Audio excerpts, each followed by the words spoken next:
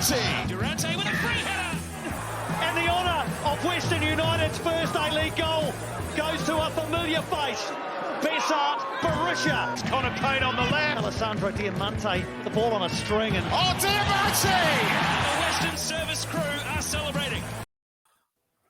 And welcome back to All Out West. And what a week in Australian football. West United are on top of the table at the time of recording. The FFA Cup has reinvigorated itself. Wellington pushed back with 2 wins in a row.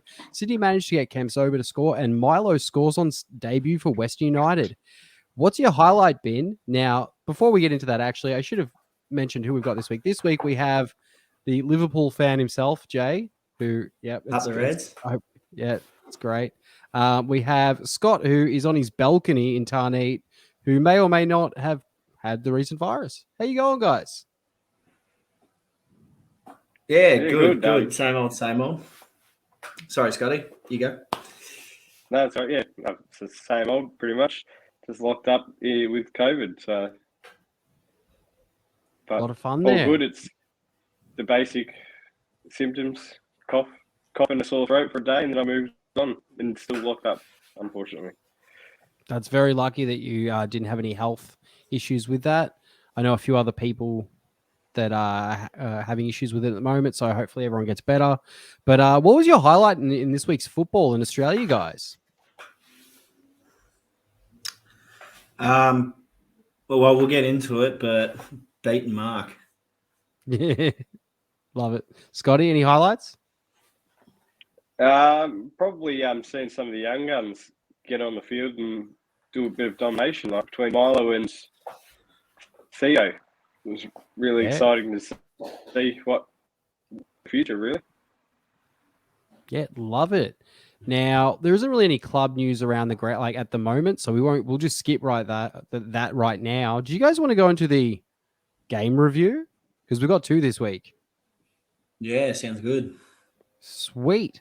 Now, the first game we have was against, so on Tuesday, the 2nd, West United took on the Bulls at Campbelltown Stadium in front of an alleged 2,002 people. A lot of people are really like, do they count blades of grass in this? Like, it's pretty dodge, the counting there. Maybe the people that's MacArthur's own fault for jacking up the prices before the game again. That's what they do. And we don't have a big traveling team either.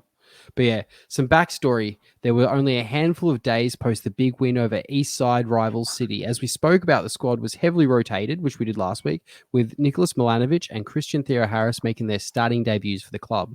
The Bulls, in contrast, played arguably the best 11 they have. Now, let's talk about the good from the game. I really like seeing what the youth and the rest of the squad could produce, with Milo, Theos, and Skatatas sitting comfortably against a full-strength side. Any thoughts on that, guys? Yeah, I thought we played really well. Sorry, Scott. Considering we had the majority of our players hadn't started or weren't regular starters. You had players like Milo, Theo, and Jerry, who haven't really played that much first-team football at all. And we were able to get up 2-0 with those younger players. So it's good to know that we always talk about squad depth and how good our squad depth is, and I think that game, or at least the first 75 minutes of that game, really showed that squad depth.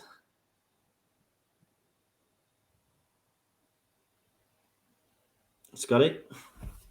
Sorry, I wasn't sure if you froze or not. You seemed to, my screen keeps freezing and the volume keeps coming. I might have froze for a little bit. Yeah. That's all right. Yeah, you pretty much nailed it all. Seeing some of the young boys get a game and a start was really good to see. Theo is really electric, and I can't wait to see him more on the pitch. He could be a really dangerous player at times. And yeah, Milo's really stepping up into a more of a centre attack type of role, which I think he come onto from the bench a few times last season as more of a striker, didn't he? Yeah, he's played a few roles for us. He definitely sat back a little bit more and then pushed forward pretty much for that one goal. But lots and lots of pace, so it's good to see him getting up there and getting his first for the green and black at an A-League level. Yeah, hopefully Definitely. it unlocks him and just takes off from here. Now, onto the notice, Skatatis. He's been with us for a couple of seasons, and he's been a mainstay in our NPL squad, and he's rotated in and out over the years. He's a bit of a favourite of Rudan. What do you guys think of his development? I think he's a better player than he was, definitely in his first season. I don't think he's made like the strides to be breaking into that first team squad week in, week out. I honestly don't think he will, as cruel as that sounds. I think he's going to be like a fringe player or a squad rotation player while he's at Western. But, he did play a very good game against the Bulls. Hopefully, if he can produce, well, it wasn't the best game, but it was a pretty good game. But hopefully, if he can produce that at a minimum standard, he'll start to threaten to break into that midfield. Definitely. Yeah, I do think it's going to be hard. Do think it's going to be hard for him to break into the side. I don't think his ability is quite up there. Whether it might take him a few more seasons to really kick into that, and whether we're going to give him that long of a chance to do it, or whether he wants to stay as long. But yeah, he's just not quite ready to take that next level to start in our squad. Yeah, especially with especially though with players like Lustica. Lustica, we sort of didn't write off, but thought, maybe the best was behind him.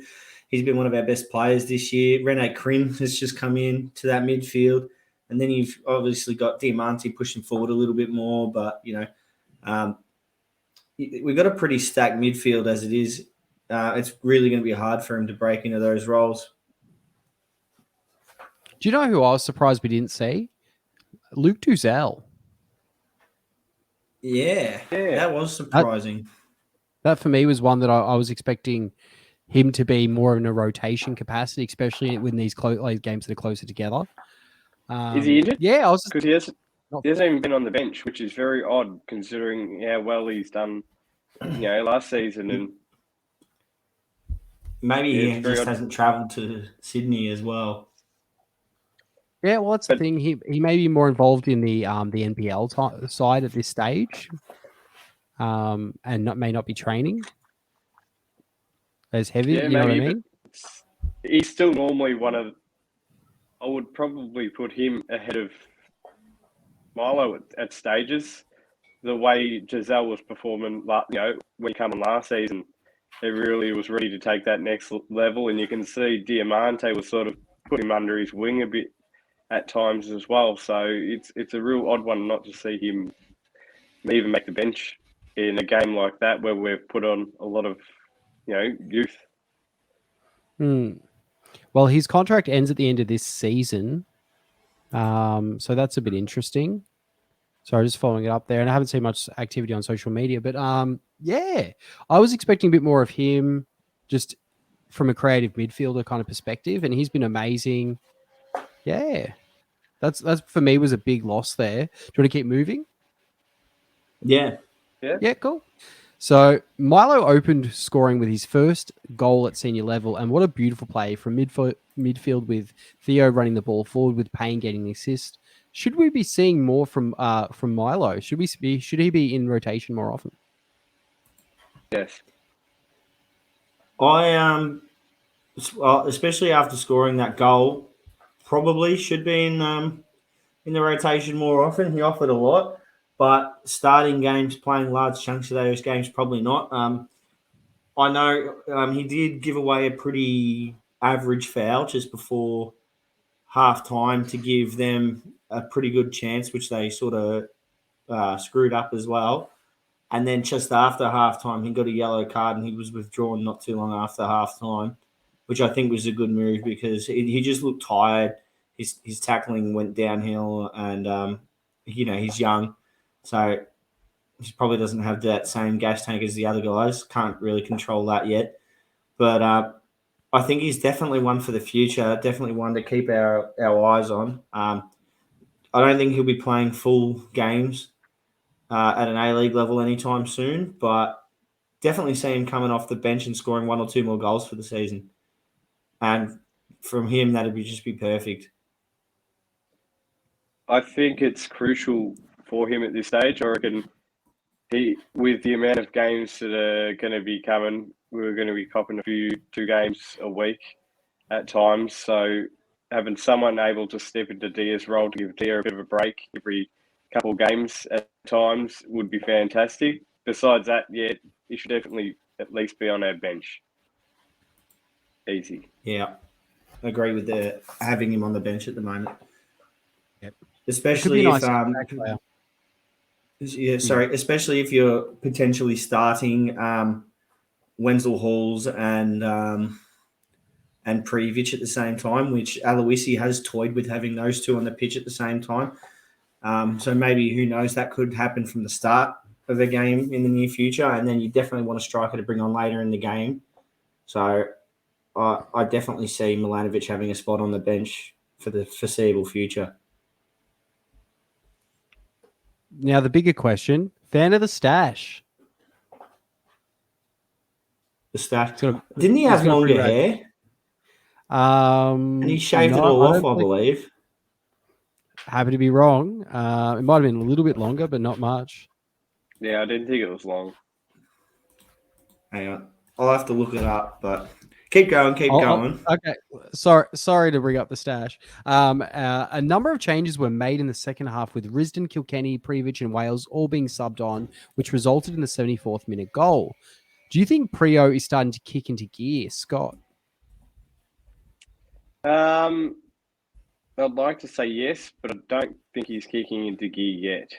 I think both of his goals that he's had this season have been relatively simple ones. I could be wrong there, but I'm pretty sure they were tap-ins or something simple. He needs to get that banger goal to really get him up and running. No, the first goal he scored against Victory was a good finish, but a simple finish. They've all been finishes, like good finishes, but he hasn't had that many chances in comparison to someone like Diamante, who we'll get into in a bit. He's probably had, a quarter of the chances, maybe less, and he scored 3 goals. So I think as long as his conversion rate stays up and he keeps burying those chances, I don't care if he scores 15 goals this season from inside the box. We need that 15-goal a season minimum striker, and I think we could get that out of him if he continues to play regular football this season. Yeah, a Zlatan-esque banger would be nice, though, Scott. I will give you that. I also don't think he's getting used right as well. Like, for a game like MacArthur where we're leading, I don't agree with putting a slower-paced attacker on. Like, he's not your fast Wenzel Halls or something like that. If you're going to just go into defense mode, which is what we tend to generally do in the second half these days, you're not going to rely on someone like Previc to run down the ground and maybe score a second one.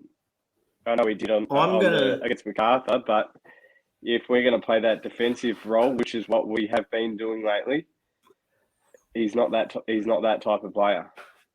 I think the big reason he got brought on was purely because of height, to defend corners and such. Because if you look at MacArthur, they got players, like Uzcock, Gianu and stuff like that. They're all very, very big players.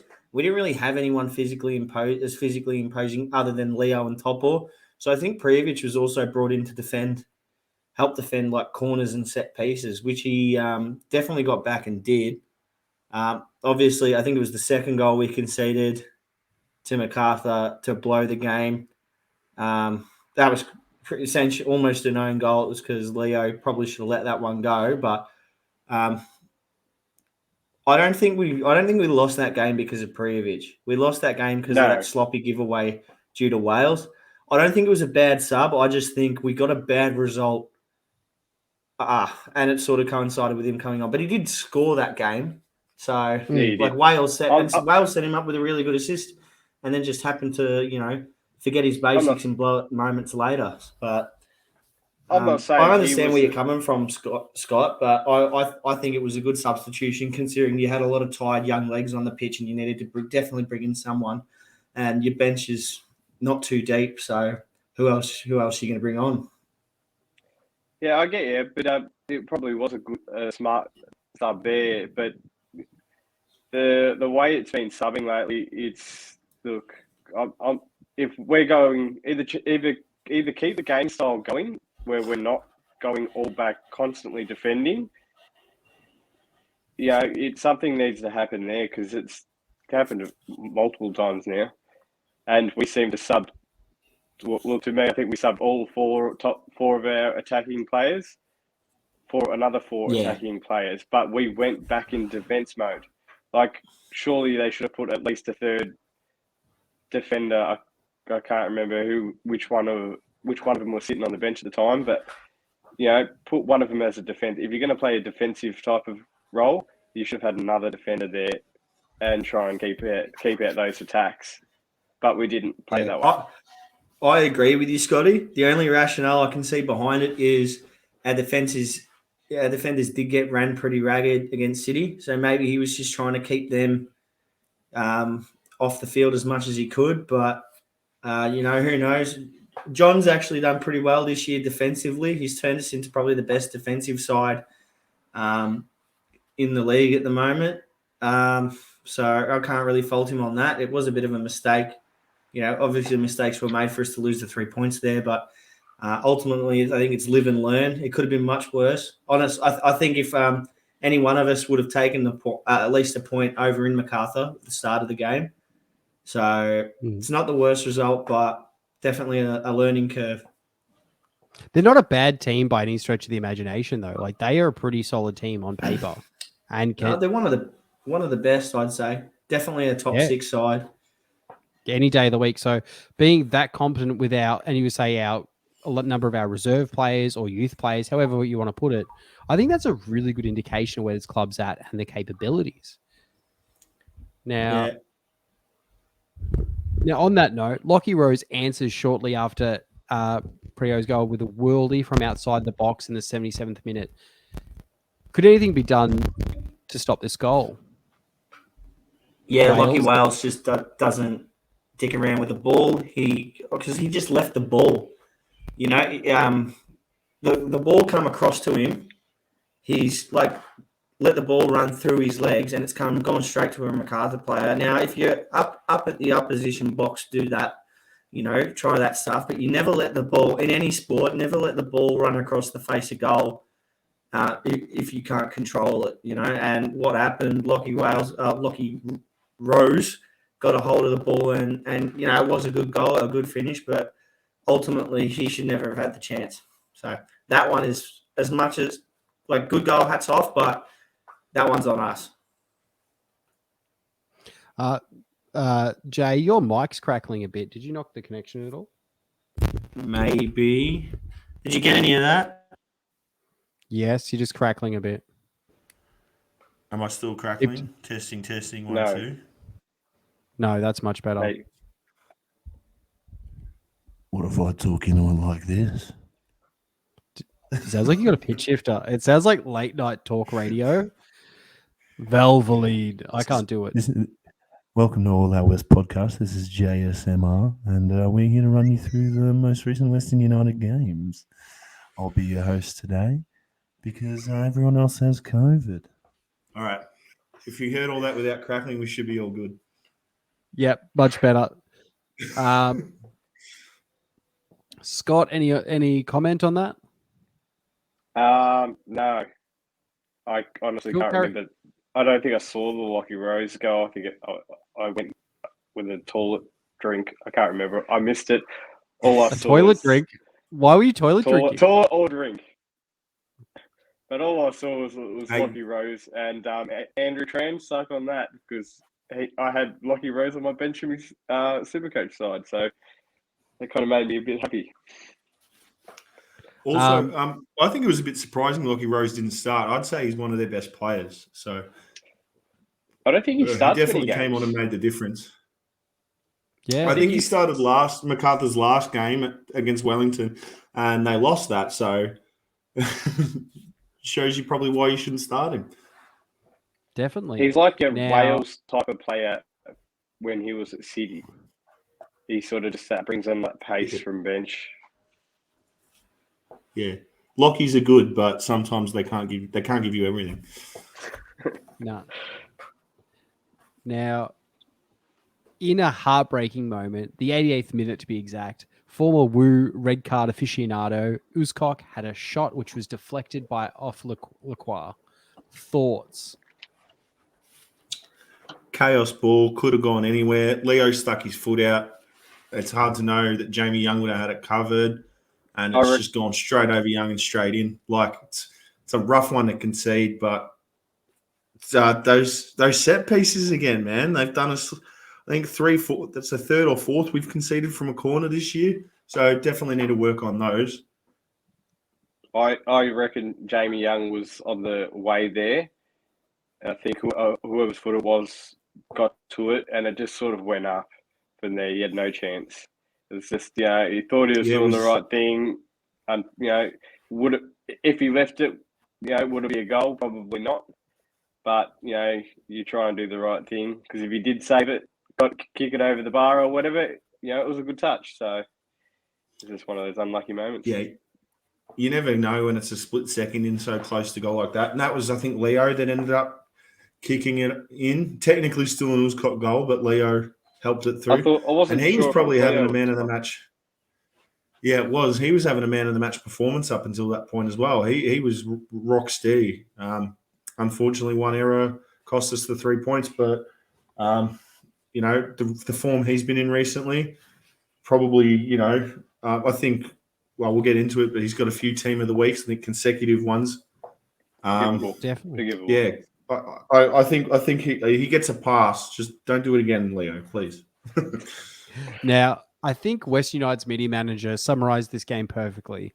It had a picture of the guy from The Office, what's his name, and it said, there's good news and bad news. The bad news is we blew a 2-0 lead. The good news is we're top of the league. Any final thoughts?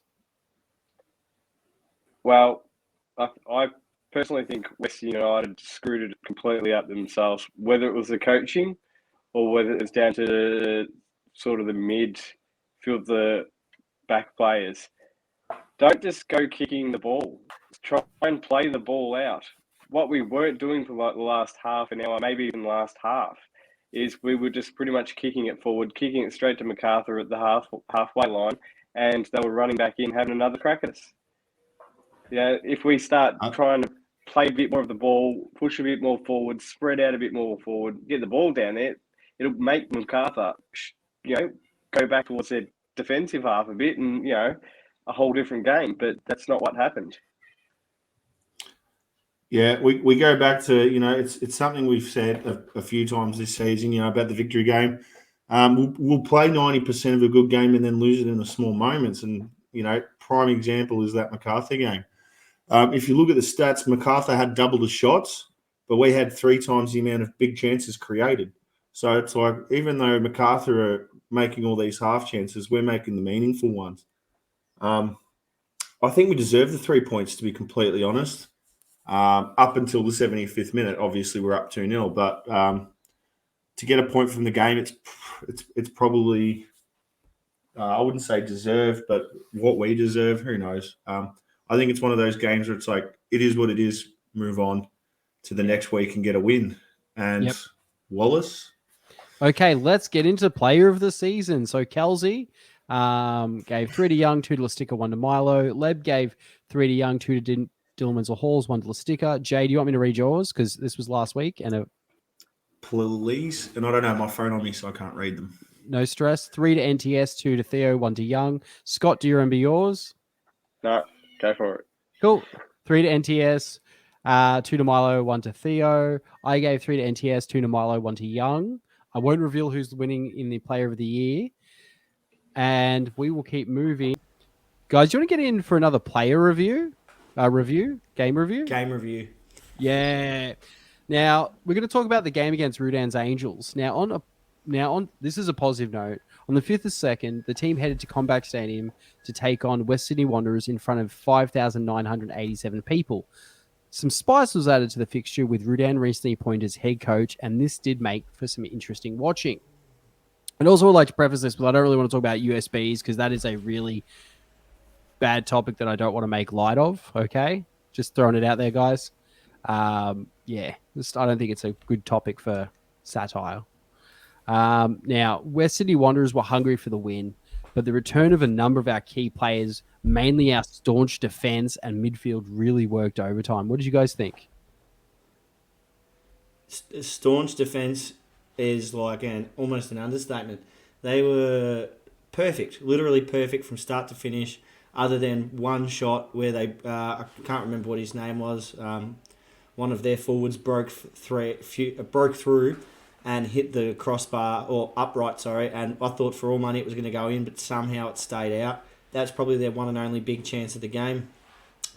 I think we found our new... I'm sorry, Tamogi. I think we found our defensive partnership for the year. Nikai Topol-Stanley and Leo LaCroix. Yeah. I think that's the best centre-back pairing for sure. Tamogi's still very good, but those two have just been phenomenal. Both got Team of the Week as well for the A-League. The only Western United players and the only centre-backs. So, yeah. If that's not proof, I don't know what is. Yeah, 100%. Scott, any thoughts? Yeah, look, I think we did quite well again towards the last, I can't remember how many minutes, 20-odd minutes. It was a repeat of the MacArthur game and a repeat of probably a couple of other games like that. The defence was just doing the quick shot out rather than trying to play the ball out, which, you don't want to see every single week, a constant pressure of attacking from the other team. And, sometimes they score, sometimes they don't. This was one of the games that they just couldn't quite get one through. I want to see more playing the ball out rather than just closing their eyes and taking a kick. I think it worked to our favour once, which is when Wenzel Halls got onto the end of it and had a perfect chance to run down the field and have a one-on-one with the goalie. And Wenzel Halls stopped.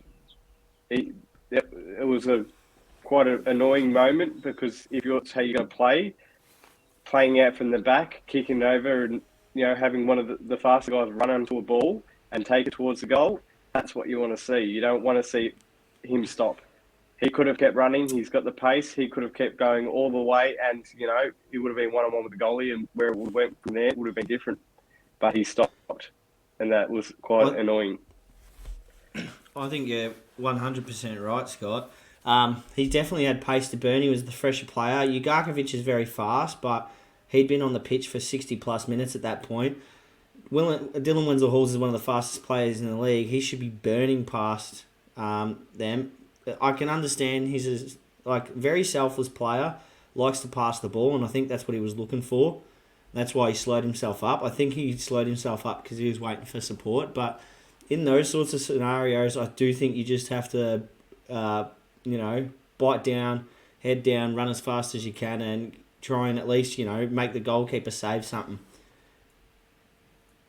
It was a perfect opportunity, and Aloisi should have been filthy with him having a good word about it, because if that's how you're playing, if you're playing out of the defence, having a guy run onto the ball, you want to see the guy run. Him, can't remember who else was one, Wales, Pieris, that should have been their job. They're the fast ones. You want to see them get on that ball, close their eyes and run, whether they get fouled on the way there or get through, or even if it gets stopped, at least they attempted it. But just to completely stop with the ball when he was almost free was a bit annoying to see. It was a bit of a squandered chance there. Yeah. Yeah, speaking of Aloisi going off, I think it was in the first half, Lockie Wales had a long shot, and it was just, it was a nothing shot. It was never going to go anywhere. He just threw away our possession. And then it cut to Aloisi, and he was going off his tree, which I don't blame him for, because I was going off my tree on the couch at home. So he definitely, I think Aloisi, he definitely knows. Obviously, he's a smart egg. He's been around for a while. He definitely knows what's going on out there, and he definitely knows the way he wants to play. And I don't know what were our possession stats. It was 31%. I was just about to get into that. Western Sydney Wanderers dominated possession. It was 63% 85% or something ridiculous. I did have the stat. I just put into the thing. Thank you, A-League Live. But they really wanted this. I felt they were hungry. And Troisi had a pretty good game considering that Rodwell, not so much. He squandered every chance. But yeah. So just back onto that, I think that's why Aloisi was so angry at Lockie Wales just getting rid of the ball, because, you know, when you've got 31% of the possession, that's not much. You know, even sub 40% of possession is really not much at all. So you're really going to make all your chances count, make all your balls count when you're not getting the ball that much. And it looked like we'd set up also to be willing to invite that pressure on and break. So you really can't be throwing chances away like that. 100%. Just to clarify, it is 31% of possession. Yeah, which is really, really low, especially considering we won. Really, on that note, that's what you see a lot of the lower clubs in something like the EPL do. They sit back, defend, and try and play the ball over the top, and that's what we seem to be doing. And with our team, we shouldn't be doing that way. We should be trying to play the ball out using our classy midfield to sort of get more of an attack going rather than sitting back ready to defend. Yeah. Can I just also mention something quickly? When you say our team, I don't know about you boys, but I'd say we had pretty much a near full strength lineup. At least, 85%. I just want to go over the bench quickly, because I think it might be the most stacked bench we've ever had. I'll just go through it now. Tomoki Imai, Rene Krhin in his first game, shout out. Milanovic, Dylan Parias, Ryan Scott, Thea Harris, and Wenzel Halls. Honestly, I would not be mad if anyone, if not most of those players, started, let alone were on the bench. I think that's a good indication of where we're going. That was one other thing. One of the subs towards the end of the game, you guys saw how we were playing that more of a defensive role towards the second half. Why wasn't Imai on there as well? You know, he could defend anywhere. He's got pace. He's got strength. If that's how we're playing our game style, a bit more of a defensive, I would have liked to see someone like Imai and his physicality out there, try to boss the ball around a bit, and just not let people run past him as easy. Then, but where would you put him though? Else. Where would you put him? Just to interject quickly. If you remember I've got fucking a squad of birds flying over at the moment. Sorry. I thought they were interjecting. Yeah, they are interjecting. Assholes. It's the Green Street Elite. Yeah, when Tomoki Imai got subbed off in the MacArthur game, he looked like absolutely wrecked. He was pouring with sweat. He looked like he was about to collapse. I think that might be the reason why he didn't come on. I think he was out of legs. I think, after playing a very long season last season and playing a lot of football already this season, I think he deserved a break for that game. But for 20 minutes, in that desperate need, it's not like he's running too much, because it's just more about him being there with his defensive skill.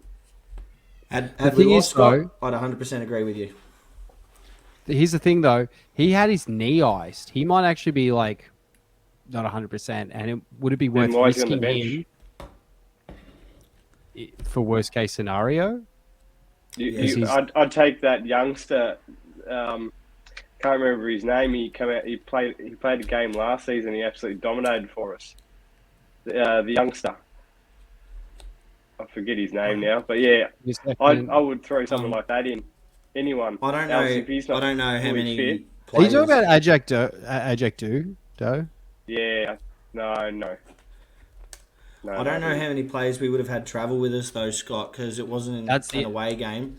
You've got to get that stuff organised, for travelling interstate. So I think he was, like Wallace said, worst case scenario. Yeah. If there's a red card for one of our centre backs, you bring him on. Yeah, that's again, they've been based out of Sydney for a week and a bit. Then they may not have been able to get someone up there with all the quarantine regulations and all that jazz. Yeah, I don't see where you're going to put another defender, because then you're going to break your formation. Our formation was defence. Our midfielders were pretty pointless. I would rather see but you have set roles in it, how they line up, how they. Yeah, they were. Yeah, they literally. The defenders were, The defenders didn't put a foot wrong, man. The whole game. Garuccio, Risden. The midfielder there was one time where Topor got caught a little square on a counter, but other than that, as soon as the ball went back to any sort of set pieces, we looked rock solid, which is the first time I can say that all season. Yeah. No offense, Scotty. I think you're nitpicking a little here. We got the 1-0 win. Which is something, we've just said a few times this season, but I think, you got to remember Western Sydney are on the new coach bounce as well. Most teams do get a noticeable bump in form when the new coach comes in. So to get a win over them, 2 games into Mark Ruden's Western Sydney career, I'll take it. Even if it's a 1-0 one, I'll take it. Look, it's not quite nitpicking. It's something that's I've been on about for multiple weeks now because it's becoming a regular thing towards the second half of our games. Every week we do the same thing, and that's just we turn over. But here's the thing, though. Let's put a little bit of a different lens there. We actually converted when Rene Krhin came on. Let's talk about Rene Krhin coming on, who is by trade as defensive midfielder. We actually did change our defensive setup because typically Kilkenny kind of runs the back line, and he did give Wales a spray, which is one of my highlights of the game. Not because I have an issue with Wales, but because I like seeing that leadership on the pitch. But Rene Krhin came in and he actually started bossing the midfield from a defensive capacity, which is good to have, to see that kind of like, you call it in wrestling like a ring general, someone to come in and take control of that. And he had a big hip and shoulder on a dude as well. What did you guys think of Rene Krhin coming in and taking that kind of lead there? Didn't let a ball go past him once. Very, very impressive from the get-go. Didn't put a foot wrong for his first cap for us. I wish we could have had him alongside Dimmer, his old teammate, but they got subbed off for each other pretty much, which I don't mind because Dimmer was, he'd had his shots that he should have put away that he didn't, and he looked like he was pretty much cooked at that point. So, look, I think Rene Krin's probably a starter this weekend. Definitely comes on at some point. I think he's one of those players, Scott, that you should bring on if you want to defend. Yeah. Because he definitely knows how to do it. He corralled a lot of plays into the corner, kept a lot of dangerous balls out, before they were even whipped in. I was very impressed, very, very impressed with his debut. Can't wait to see a lot more of him. Yeah. See, I agree, but half disagree. I reckon Krhin was a bit rusty, but you can see that's even in a week or two, I cannot wait to see him there. You could see shining lights in his game that he played, and he's going to be rusty, so it's expected. But I can't wait. If that's him rusty, I can't wait to see him not rusty. He's going to absolutely own that defensive midfield type of role, and hopefully seeing him and Dia there together, hopefully that starts to change this whole second half style that we've got going at the moment around, because he's a player that can easily do that, control the ball and give it off to a player rather than just kicking it forwards, because I can't see him being one of those players that will just kick the ball, turn it over. He'll control it and he'll make sure it goes to another player. And I can't wait to see him in action with a bit more fitness behind him. Yeah, even though he was a touch rusty, I think he was also brought on in probably one of the hardest ways. It's not easy coming on knowing, it's a lot easier going on, if you're a young attacker, you're 1-0 up or 2-3-0 up and they're going, all right, let's just go out and have a fun time, try and grab yourself a goal. He's got sent out there and been told, it's your first game, you've got 20-odd minutes and you can't concede, and you've got a lot of good players running at you. You're probably still not at full fitness, you're lacking match fitness, and you're not allowed to pretty much attack. You've got to just defend the whole time. So he was put in a bit of a rough spot. I think he handled it 9 out of 10, and I do agree with Scott. I think there was a little bit of ring rust there.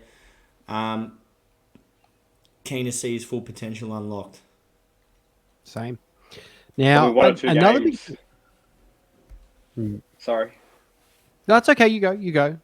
Yeah, it's just probably 1 or 2 games. I reckon it won't take a player like him to unlock maybe one more game. It might be subbed on a bit earlier. Or hopefully even just throw him straight in the deep and sub him off to start, 65th minute or something. See how he goes with more of a starting role. It'd be good to see. Yeah. Well, it'd be interesting how he'd fit into our squad because he's a defensive midfielder and we typically don't have one of the, you know what I mean? Like, it's not how we kind of line up. So it'll be interesting to see what he does. On another note, when's Diamante going to score? He's thrown everything in the kitchen sink trying to score the last few games. Soon. Is he squandering chances? Should he just start passing to Prijovic? This game, even though he had a couple of chances, they were hard ones and they were well defended as well. So as much as he has been squandering this week, I think he got more unlucky than just squandered his chances. But he's going to need a fizz one in soon, or else I think we should start playing him a little further back and moving someone else a bit further forward to try and grab, swap him with Lustica, because Lustica's been getting up there. He's grabbed a couple goals, and that assist to Prijovic, the headed assist to Prijovic this game was just bang on. He didn't give the defence a chance to react. He's seen the ball, he's seen Prijovic, and he's gone, I'll have that, and he's just ran, attacked, headed it in. You don't see too many headed assists from outside the box, so I've got to hand him that as well. I think Diamante, I don't think we haven't had any penalties so far this year. No, we have had one and he missed it. That's right, yeah. Hopefully he can score, even if it is off a penalty or a set piece or something like that, just to get the ego up a little bit, get the confidence up a little bit. I think it's coming. I think it's coming the next couple of weeks. Here's one. Could be a bit controversy. Do you think Dia's age is getting to him? Because I don't think he's had as good of a season this year. I think he's dimmed right off compared to last season. Is it the age? Is it the new coach? Is it a different style or whatever? Because he's not up to his top standard like he was last season. So would it be the age or a bit of, need a bit more motivation towards himself? Can I put a counterpoint in there? I agree with you. I think he's showing the signs of age there. But I think that last year's Dia is so much more dangerous than this year's Dia. So the thing is, I get what you're saying, but this is his third season in the A-League. When he's still a good person at creating, generating assists and play and possibilities, but at the same point, he's heavily marked now. People know that just let's mob him with people and put bodies on him so he can't do anything because he's one of our most creative opportunities. So which then means we are passing the ball aimlessly forward at times, which you've talked about. You know what I mean? And we've tried to circumvent them just being on him. So we'll lob the ball to Wales or Payne or whoever just to try and get it past that midfield, which is heavily stacked against him. Jay, what do you think? Or Scott? I agree with you. His age is there, but I think he's marked heavily now. Look, I'm not saying he's going downhill or anything. Yes, I agree with you. He's still a very good player, but I'm just saying, is there slight shine of him cracking a bit for his age? I think if the season keeps going the way it is for him, I think it's his last season at Western United, to be completely honest, because I think the body's getting away from him a little bit. He just doesn't seem as sharp as he did in the first season. Granted, Wallace, what you said about him getting marked heavier is completely true. He's still putting forward a lot of good balls. However, he's had some games in recent weeks. Off the top of my head, the big one was the Wellington game. We lost 2-1. I think he was atrocious. It could have been his worst ever game for us. And, he's not getting up in our votes like he used to. I I love him. I'd love him to stick around. But his contract, I think it expires at the end of this season, and I think, what's he going to be? 38 years old now. He doesn't have that much more time. It's either, I think at max he's got 2 seasons left with us. If he doesn't get his form up a little bit more this year, it wouldn't surprise me if it's his last season with us. As much as I hate to say that, I love Diamante as well. Probably going to be getting a Poibo tattoo as well, but yeah, I think it's his body that's just dipped a little bit. He's signed on till the end of the 22-23 season, so likely pending performance and anything. We'll see him next year. I think he should just become... I'd say next year then. Sorry, I thought it was this year was the end. I'd probably say he plays to the end of his contract and then that's it for him. Yeah. He could become that steadier player. Like, if we bring him, as of next season, if we bring him on like the 65th minute, if we're under pressure, he might be someone to bring on to sort of try and control the midfield a bit more, to get something out a bit more, maybe. Yeah, I'm not sure. Come on for the last 20. Yeah. God willing, if we make finals, I think he'd be fantastic in a finals series to bring on. In the 80th minute, say it goes to extra time. As much as he's missed a couple of penalties, but I'd still want him to be one of our penalty takers when it comes to, if it was to ever come to that in a final. So I think he's still definitely got a place. He's got to up his game a little bit more to be worth being the marquee, if you know what I mean. Being our main man. He's still the best player we've ever had by a long mile. Won the Player of the Season, the Johnny Warren medal. But yeah, he's got to start converting these chances or dishing the ball off. It's just too many wasted opportunities in game, and we haven't been scoring heaps of goals this season, so we're going to need something out of him. 100%. Now, here's a different question, and just something I really enjoyed. How good was that offside trap with AWAW? And luckily, Young saved it. Like, those things that you miss, those really intricate plays that Rudan always did, and he showed it against us. Scott, did you see the really good shot on goal from AWAW? The one that hit the upright? No, the one where it hit the side post. Young I think he got a hand on it. No, it hit the side post and just barely stayed in. Yeah. Yeah. Kind of. Yeah. That was their best chance of the game, and it really should have been 1-1 there. We got lucky. Yeah, that was beautiful. Like, I'm a fan of the game. Like, when something like that happens, I remember what I liked about Rudan was those amazing plays and setting up a team. It was great to see. I just wanted to bring it up. Yeah. Now, I want to talk about another thing here. We speak so highly of Leo Lacroix, but a lot of our losses this season have been his worst games.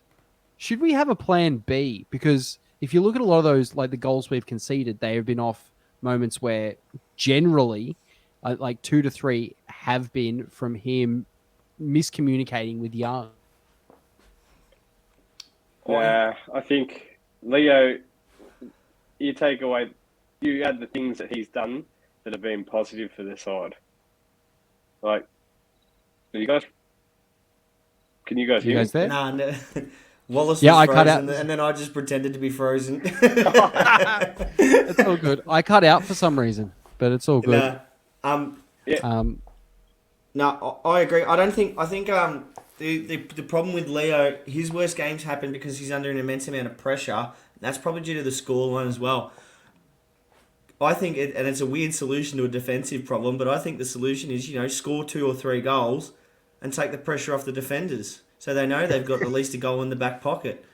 You're going to play a lot more freely if you know that, I've got at least one mistaking me for the next 45 minutes, and that's not going to punish us with a couple of points lost. I think we had the same issues last season as well, didn't we? Where we had a lot of pressure on our defensive area, which, Ryan Scott seemed to step in a lot at the times. So, I think it's just one of those things that happen. Lee's an absolute god of a player. I think he's one of our best this season, and probably one of the best centre backs in the comp, I would have to say. Easy. I'm a huge fan, but I just want to bring up the comment, I was seeing a pattern there. Let's talk about it. That's what we do. I made a meme about it with Dragon Ball the other day. Like I'm a big fan of Leo Lacroix. Scott, did you see the meme? I've been waiting for you to bring it. Talk to me about it because I probably did you haven't, like to be honest. so I might the have. one where Scott, I'm gonna give me a second. I'm gonna it's So gonna much come up stuff on the happening in screen. our chat, so I generally miss a lot. You see that, Scott? Yeah, that's the one. Yeah. No, I haven't seen that one. So do you like? What? I thought you'd like that. I've been waiting like 3 days for you to comment on that. I'm like, Scott, I love that. Scott, come No, I on, haven't talk seen to me that one, about to it. be honest. I was so happy when I made that. You know me, Wallace. You know I love Joker.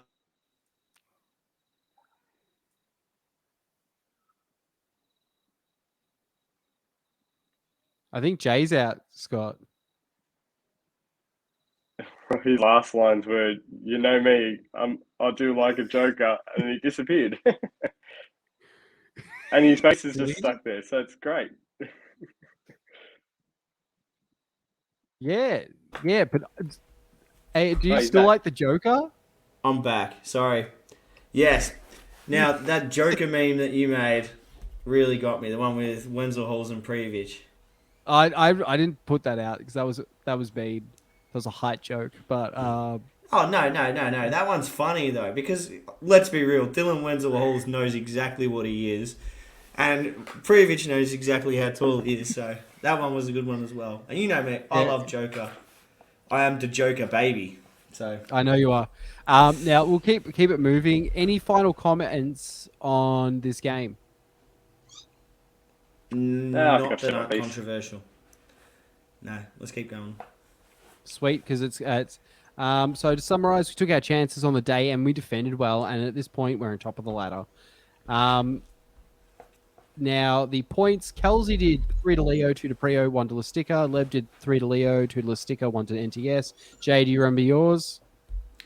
3 to Leo. Yep. 2 to Lustica. Yep. And 1 to Young. Prijovic. No. Prijovic, that's it. Prijovic. Goal scorer. Yeah, that's it. Scott, do you remember yours?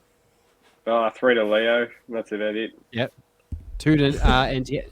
Nikolai Topper-Stanley, who thought he'd be coming up doing really well. 1 to Prijovic. I did 3 to Prio, 2 to Leo, 1 to Lastica. And let's move to let me get the banner ready. Player of the Year comp. Now, currently, Josh Risdon is winning on 51 points. Leo Lacroix is coming second on 41. Connor Payne's coming third on 33. Stephen Lasticka's coming fourth on 29. And Jamie Young's fifth on 28. But Nikolai Topper-Stanley is sixth. I was not expecting that this season, and that's not to negate him. He's on 24, and Kilkenny's on 23. Yeah, he's flying at the moment. Notice a lot of our defensive. Because that's what we... You go, Jay. For our last game, Connor Payne played really, really well up until he got that cramp. Nothing really resulted, but he's just been an absolute pest down that left wing. I'm glad that he's allowed to play. You know, I think I've said it probably every podcast, but I'm glad he's able to play without the need to defend. I'm glad he can just play his attacking football because I truly think that's his best football. Just running the ball in, crossing, and it's pretty. It sucks because I think the two best dribblers in our team are Payne and Theo, and they are both playing the same position. I'd love to have them both on at the same time, but I'd say off past performances, you'd have to keep Payne in. Loving what he's doing. I've got one more point on the game that slightly kind of annoyed me a bit now that you've brought Payne up. When we subbed Dia, we put, was it Pieris or Wales in centre? Yeah, Wales went in centre, Price went in the right wing thing. At that stage, Payne was still he was still going strong. I would have loved to see someone like Payne have a crack at the centre rather than the other two. Whoever else went into the centre. I just would like to see where Payne would go. Knowing his ability, he's got the pace, he's got the excitement, he can push forward, he can play on his left or right. I would have liked to see in that stage of the game. I don't want to see it every week, just to give Payne a crack to see how we could stand up. I would rather see him than who else was it? Was it Pieris or Wales? Wales, I think it was. Pieris. Yeah, Wales. Wales. I would like to see Wales have a crack there. I think Payne, sorry. I think Connor Payne was just a bit too gassed at that point. You saw him go down injured, and I thought, oh crap, Payne's injured, we're in trouble here. Or not really, we've got Theo, but you don't want to lose Payne, you know what I mean? And then the umpire walked up to him, sort of said, "Are you all right?" And he smiled and gave a thumbs up and said, "Yeah, I'm just cramping up." And then he got subbed off immediately. So I'd probably say that's why, he was just a bit wrecked. Yeah, but I think that was a bit later on in the game when Dia was subbed. Dia was subbed a lot earlier. I think it was about 10 minutes. But it would have just been good to see someone like Payne in the centre rather than Pieris have a crack. Well, Pieris really, or Pieris, isn't really I find he's better going down a wing as well. I think I would have, if I could pick anyone to go up the middle right now in the team other than our two main strikers, it'd probably be Milanovic. Yeah. I get that's probably would have made more sense. That's what I'm saying. Like in that situation, you've got Parias, Payne, or Wales. That was they were the options at that very stage of that game. And I would have liked rather to see a bit of Payne before he did get subbed off, have a crack in the centre, see what he can do, rather than Parias. Maybe there's also just testing Parias because he's still a young player that's been moulded from a right back to a winger. So maybe they want to say, hey, can we mould this guy into a striker? So maybe that's why they were throwing him up the middle. Why didn't we put Kilkenny in that position? I don't think he's got braces. That's why. He's a nerd. I love I'm a big fan of Kilkenny. Great beer, amazing player. Like on that note of players who've really come in and impressed me, Kilkenny. Like I wasn't expecting him to be that good this season. I do love. But back to Kilkenny having a go at Wales. I love how Kilkenny he wears his heart on his sleeve. I have yelled a lot from the sidelines as a soccer fan. But I remember in one of our first games, Kilkenny walking up to take a corner, and I see a player come up to the corner as well, and I screamed out, "For the love of God, Neil, don't go short, don't go short." And he actually turned around and looked at me and just went like, "What? Like, I don't give a shit who you are." Like, and I was like, you know what? Just because of that reaction, you should probably go short. I'm going to stand by. I don't like short corners. I never have. But also worth mentioning, I think that's a John Aloisi thing because it's not just Neil taking them short. It's all our players. But do love Neil. Wears his heart on his sleeve. He's got great banter. I think he's a great addition to the club. I hate short corners too. No short corners. They're a pointless play to me. I freaking hate them. They need to be sporadic to be effective, but let's keep moving. Now, just give me a second. If you're as passionate about Western United as we are, you don't want to miss any of the season's A-League action. The easiest, quickest, and best way to catch every game from every angle is with the A-League Live app. Search A-League Live or Sportsmate in the App or Google Play stores. Links are in the description. We use it for all of our reviews and stuff like that. It just makes it easy. Information in one place. It's better than Keep Up. Suck it, Keep Up. You're terrible. Actually, you're not too bad, but I prefer A-League Live. And now let's move on to our game preview. Now, on the 12th of the 2nd, we take on a depleted Sydney FC who are managing to stay in the top 6 due to games played. They are on a 2-game win streak and they look to bank points for the season ahead. How do you think Aloisi lines lads up with a heap of games over Feb? Scott. I think... Oh, sorry, Scott. No, Scott, go first. Look, I'd like to see... You'd like to sort of see almost every week a nearly fully strength side, of course. So I'd like to see Krim start a game. I'd like to see him and Dia start, even though if it's for a little bit. I wouldn't mind at this stage, maybe with Payne and his, been a bit stiff lately. Seen Payne go to the bench for a week, have a bit of a rest, chuck Theo in. But yeah, Previc to start. Would like to see him start. Wenzel Hall's come on, towards the second half, later on in the second half, to sort of bring that pace at that later stage of the game. So yeah, that's the main people really. I agree, Scotty. Leo Stanley has to be there. The big one is I think that squad's pretty much done.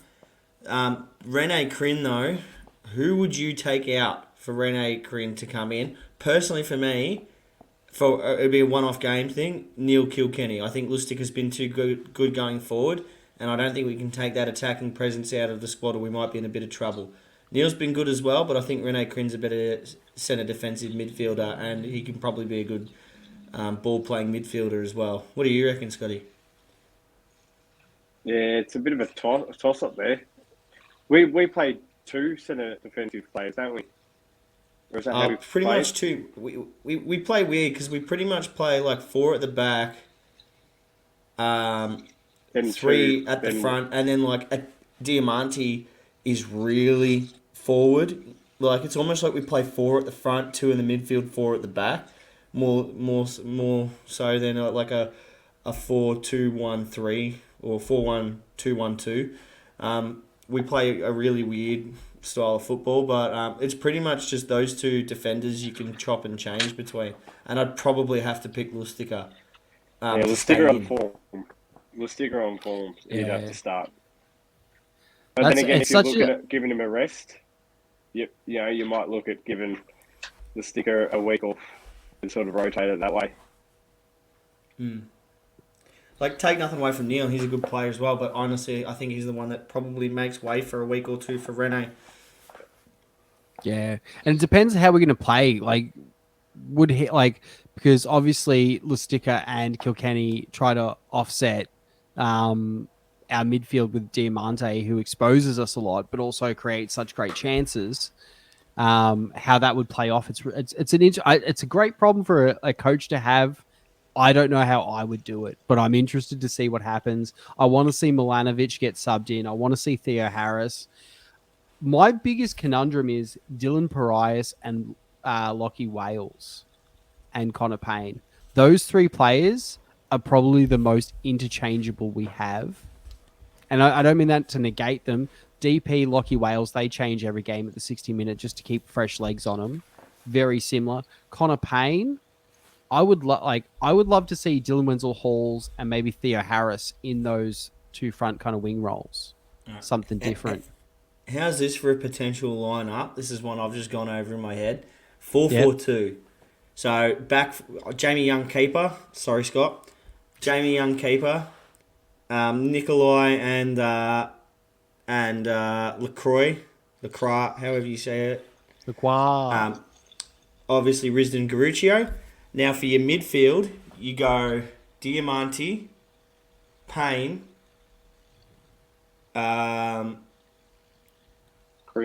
Lustica, and you probably go Diamante, Payne, Lustica, and Kilkenny, or swap with Krhin, and then play both strikers, so Wenzel Halls and Previc. Or you take out one striker and have Diamante playing forward and add, Kilkenny and Rene Krhin. So you could have sort of like two defensive midfielders, a ball-playing midfielder, and then Diamante is one of your attackers, though. So it's like there's a lot you can do to throw around with that side. That's sort of something that would suit us more, probably from about the 60th minute onwards. Yeah. I reckon, because you don't need that full attack, but you've got that control in the centre. Because I think if you were to have... I think we'd be literally unstoppable if you had Neil and Rene Krhin to be able to come back, to be in those holding positions in the midfield, in the centre of the midfield. That would just be defensively stacked and would just be the Great Wall of the West. I don't think we will score much, honestly, in that. That's more of a controlling game type of play. That'd be perfect. Like I said, second half onwards, that'd be a perfect scenario because that's generally when we're up, and it's generally when we go back into defence mode. Now, that type of team would be more of a controlling team, and we would do a lot more push forwards than we are currently in the defence mode. And I'd actually really enjoy to see that. That could be a good counter-attacking team as well, because if you've got Diamante still in the squad, as well as Dylan Wenzel-Halls and Connor Payne, you could park the bus, with Crin and Kilkenny in the midfield with the rest of our defenders, and then just counter-attack. So if we're playing victory one day and they're killing us, you can make those changes. We could just sit back, soak up the pressure, and then hit them on the hop. So I think we've definitely got... There's so many pieces to the puzzle, which is our squad at the moment. We've got so many different ways of playing. It's exciting because you can throw out so many different squads. Yeah, definitely. And that's what I want to start seeing a lot more soon because, look, I get Alois has taken the defensive approach at the start of the season. But now we're starting to move on through that. We've nailed the defensive side of it, really. Now we've got to start moving it to, let's start getting some more than one goal. Let's get a couple goals. Let's get a couple goals. We have got our couple. We just need a couple goals and a win.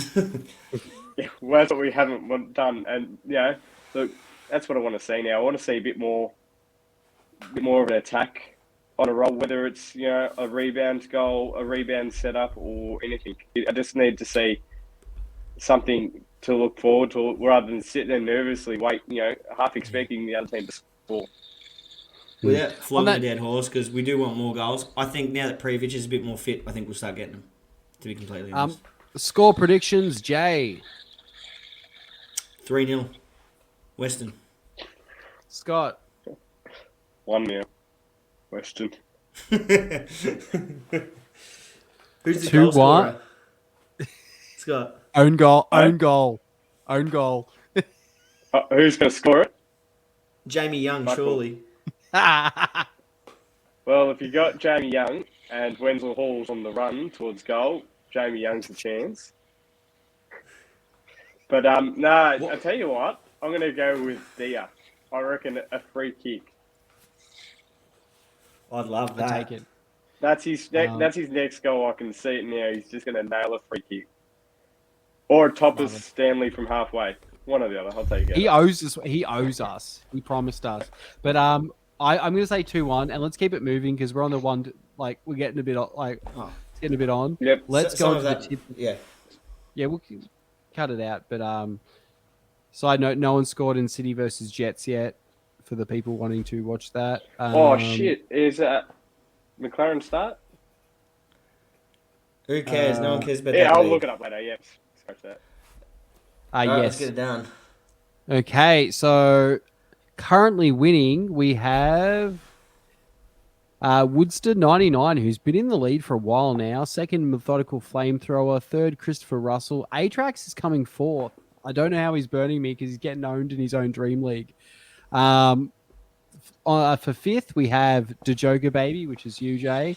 Minimum Chips, Jules. I'm All That Pest. Jeff FFS. Oh, wait, no, Jeff's ninth. Nick, you ain't winning, buddy. I want to shout out Crossbar Capers. Yo, when you guys going to come back with some stuff here? We miss you guys. Levy's coming 17th. What's your username this year, Scott? Oh, look at Scott. I don't know. 21st. I haven't done my team. I think I've only done 2 rounds. I noticed. Oh, not Harris Mania, but yeah. So remember, we've got a good prize coming for that. It's going to be a good one. Now, next on the run sheet is Around the Grounds, and let's try to keep this short. But on the 8th of the 2nd, Wellington announced that the game against Victory the next day, which is when this will be released on the 9th of 2nd, will be played behind closed doors due to their being unable to find a local commercial partner. So long story short is to offset the loss of revenue with game day sales, because obviously they're not based there, they partner with a local business to sell advertising space and whatnot to break even. What's bad is they were unable to find someone to lock in to make the game viable. So it's being done behind closed doors. We can all still watch. What do you think about this, Jay? Is it a worry with the Wollongong Wolves' big push into the A-League? I think it fucking sucks, to be completely honest. We need to get Wellington back over in Wellington ASAP. You know, I hope New Zealand get their shit together and open up, because they need to be playing games in Wellington again. I feel for Wellington. You know, they should be able to play in front of a crowd, but you know, it's ridiculous. It's COVID, and it's still a blight on the game. COVID, not much Wellington can do. You're not going to, you know, they're thousands of kilometres away from their home stadium. What crowds do you expect to be getting? I'm surprised they've been doing as well as they have been, to be completely honest. They've got really good backers. But as you were saying, Scott, the borders are opening. But again, I don't believe there's any sports exemptions. So not till July. Yeah, so the comp's going to be over by the time. So it makes sense, but they would be running at a complete loss. They would hope to sell some players like they did Sarpreet Singh to, like, you know what I mean? Like, which he's still banging them in. Fairness, most clubs are running at a loss no matter what. So, yeah, but yeah, it's a shame. I want to see him back over there. They do bring a new level of excitement, especially over there. They get fairly big crowds over there too. They're starting to really back Wally over in New Zealand, which is really good to see. Yeah. Now, this is another fun one. Melbourne Victory managed to edge out CCM 2-1 to win the final of the FA Cup. Now, I have two questions. The first one being, thoughts on the rebrand of the Australia Cup with the video package with a lot of references to the 60s when the initial cup competition began. Jay, what did you think of this? I really don't care. It's a Mickey Mouse Cup. Okay. That's what Victory said until they won it. That's what I'm going to say until we win it. Nah, look, I'm not fussed about the rebrand. Obviously, the only reason they're rebranding is because it's not run by the FFA anymore. Australia Cup's a good name for it. Yeah. Australia Cup's a good name for it because it excludes the lower teams like Wellington. So I think they're in it still. Yeah, unfortunately, they're the only you've got international clubs in the Australia Cup. But you know, it's a good name for it. It's going to be the same competition essentially. It's like I've been watching a lot of Simpsons recently. I'm going to quote the Malibu Stacy episode where, you know, it's the same Malibu Stacy doll but with a new hat and everyone goes nuts. You know, well, it's the same thing. Let's put some nuance to that. So on the New Zealand thing, it's actually part of our constitution that they can join at any point. Like they can be a part of our Commonwealth. So just on that note. But I don't want to bring up any of your conspiracy theories, Jay, about constitutions right now. Second thing, I've been to Wellington, but I'm still not 100% sure that New Zealand even exists. Now, they're all paid actors. Big serious though. The Australia, the big thing about this is it was on prime time on a major network. It's not the biggest one ever, but it was on prime time. They put a lot of money into the production of this. That's a big change for the Australian-wide competition. That's what I think is amazing. They really backed it. Like fireworks, spectacular. They had, I think it was like 3 hours of primetime television on like a free-to-air network. That's unheard of for something like that. Well, I think they've done, like Paramount has been really spotty. But the stuff that's been going on 10 Play has been tremendous. Like the fact that they had the FFA Cup on 10 Play, brilliant. That got a lot of views in. They've also had a lot of FA Cup games going as well from England. Literally every single one. And like usually a lot of people are like, you know, I'm in a few soccer groups online. People are going, oh, I want a link for the Boreham FC versus Kidderminster, FA Cup game, which is, that 6th tier versus 10th tier, whatever you want. They've had literally every game. It's like you don't even need to go pirate a link anymore if you want to watch your club play. You can watch it on 10 Play. Hopefully they keep up. Hopefully they keep that up. Hopefully they do well with the the Australia Cup when it comes in, because I think Channel 10 have actually done a pretty good job with that. Paramount Plus, not so much, but they're starting well on the free to air. The FA Cup though from England, that's a big get, and they're doing that well. Yeah, they just got just the quality is about the only thing that's lacking. But hopefully that fixes up over the next season or so. Sort of just let them give them time to adjust into it, get the HD cracking. Besides, The HD's quality. fine. The HD's there. I'm talking like the FA Cup that I watched the other day. It was shocking. Oh, really? Was it on honest, Bold or yeah. was it a stream? As a stream. As a stream. See, Okay. mine was all right. Mine The ball was fine. jaggy as hell. Yeah, but look, it was free. I can't complain. Yeah. I could watch it for free, and like I said, hopefully this is their first year into it. Hopefully even Paramount they start fixing things up over the off season and get their act together and get quality at it all. So I'll allow it this season. Next season. Now, one question: would Cum Dog have changed the outcome of the FFA Cup, Jay? Yes. Guarantee it. Yes, 100%. 100%. Now let's move on to carded. Scott, you're first with carded. I haven't really got much, but I'm just going to say the VAR check at the Central Coast victory final.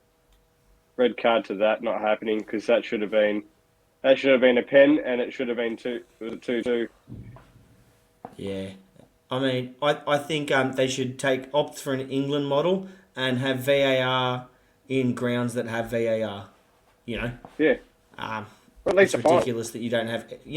Fair enough. Maybe don't have it for every other game in the comp, but you can't let a final get ruined by a bad call. I think it was an average call. I think it should have been a penalty as well. I know the moment you're referring to, and later on in the second half. Yeah. Yeah. I've got actually not a red card, but a green card, or I don't know what it would be, a positive. Maybe a shout out to the probably coolest dude of the week. That one kid flipping off the Wanderers fans on the stream. The MacArthur fans on the stream earlier in the week, I think it was. It cut to probably the 15 Western United fans in the crowd, and it was mostly parents and stuff just clapping, and then there was just one kid flipping off everyone, everyone, not just one side of the ground. He's just waving it around like it's no one's business. So whoever's taught that kid, they've taught him well. Once you turn 18, beers are free in the crew. I'm pretty sure the commentator said that was a family of one of the players. I can't remember which players, but that was the whole family because they're all New South Wales. And because they're in lockdown, this is their first chance to see their son play for the team. So I'm pretty sure that was the big family group of one of the newer players that we've signed.